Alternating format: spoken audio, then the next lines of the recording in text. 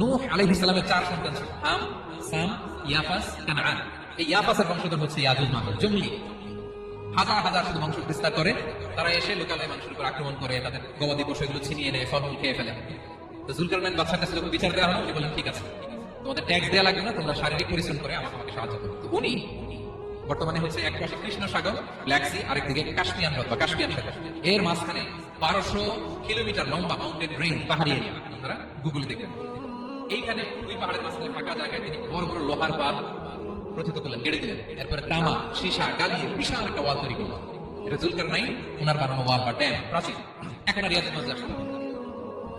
ওরা আর আসতে পারে না, ওরা প্রতিদিন এটা ভাঙার চেষ্টা করে, কিন্তু ভাঙতে ভাঙতে আরেকটু ভাঙলেই ভেঙে যাবে। ওরা বলে আগামীকাল ভেঙে যাবে, ইনশাল্লাহ বলতে ভুলে যায়। এজন্য এরপরে দিন এসে দেখে আমার এটা আগের মতো হয়ে আছে। কিয়ামতের আগে ওদের মধ্যে এই ইনশাআল্লাহ প্রেরণা আসবে। তাদের একজন বলে উঠবে আগামীকাল ইনশাআল্লাহ আমরা ভেঙে খানখান করবো, ঠিক ভেঙে যাবে।